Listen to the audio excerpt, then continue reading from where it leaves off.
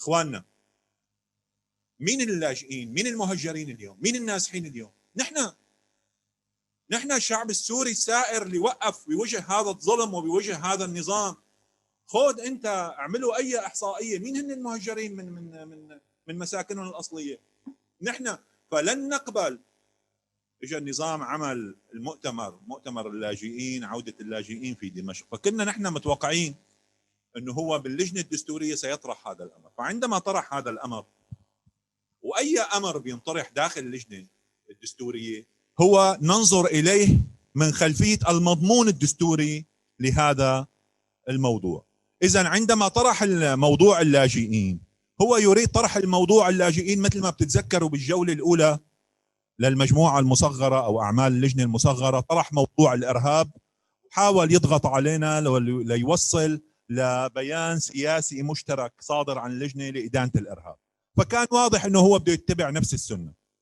فنحن فورا تلقينا هذا الموضوع وقلنا له نعم، نحن اللاجئين، نحن المهجرين، تفضل لنحكي بالمضمون الدستوري الذي يؤمن حمايه دستوريه لهؤلاء المهجرين سواء لاجئين او نازحين، بتمكينهم من العوده الكريمه والطوعيه والامنه الى مساكنهم الاصليه التي هجروا منها.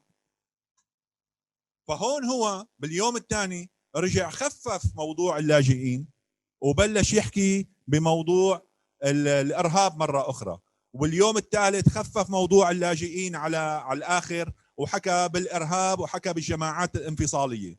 باليوم الخامس حكى بامور بالعقوبات.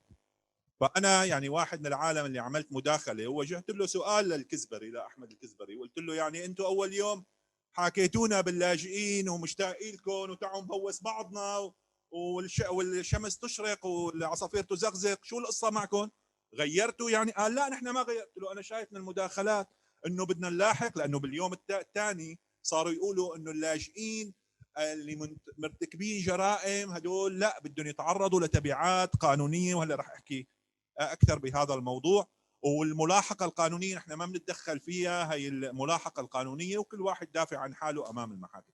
قلنا له شو القصه؟ اول يوم قلتوا لنا مشتاقين لكم تفضلوا ارجعوا، هلا صرتوا بدكم تلاحقونا وبدكم تحاكمونا وبدكم.